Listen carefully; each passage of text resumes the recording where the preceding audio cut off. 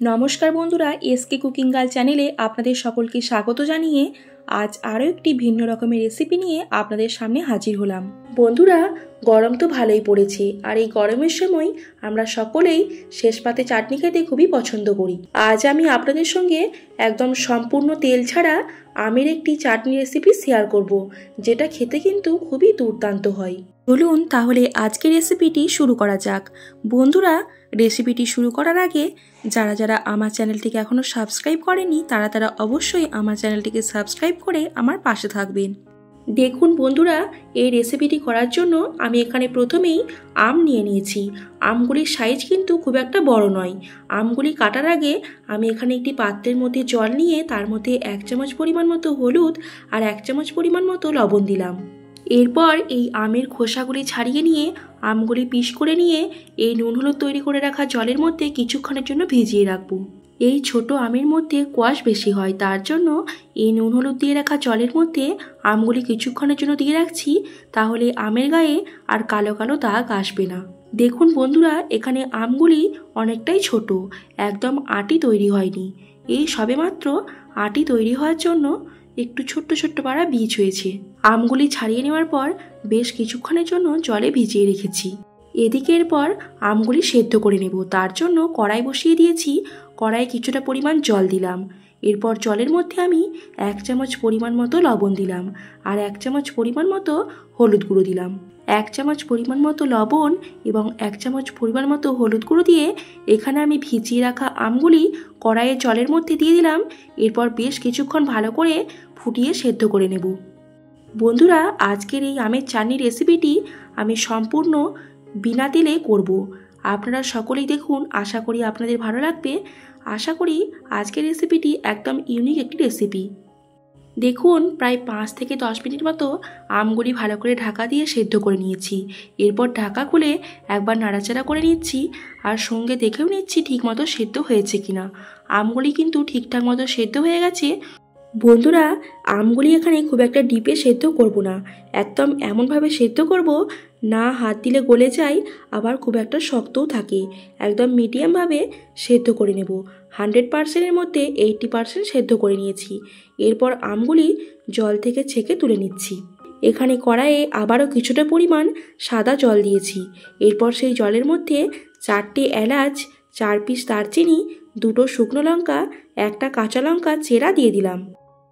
এরপর একটি পাত্রের সাহায্যে মাপ করে নিয়ে এখানে আমি 2 বাটি পরিমাণ মতো চিনি দিলাম। বন্ধুরা, আমি এখানে কোনো রকম তেল ব্যবহার করব না।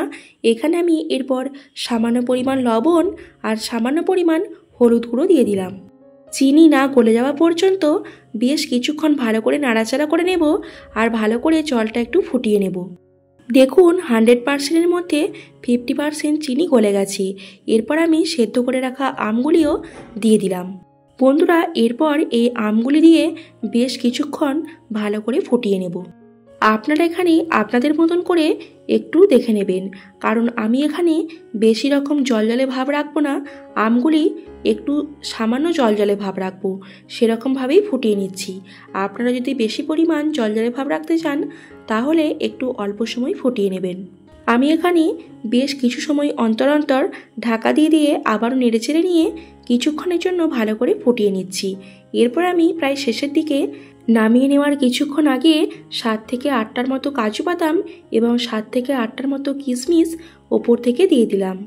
আবারও বেশ কিছুক্ষণ নেড়েচেড়ে নিয়ে এরপর একটি পাত্রের মধ্যে নামিয়ে নেব। তার আগে আমি সামান্য পরিমাণ লঙ্কার গুঁড়ি দিলাম।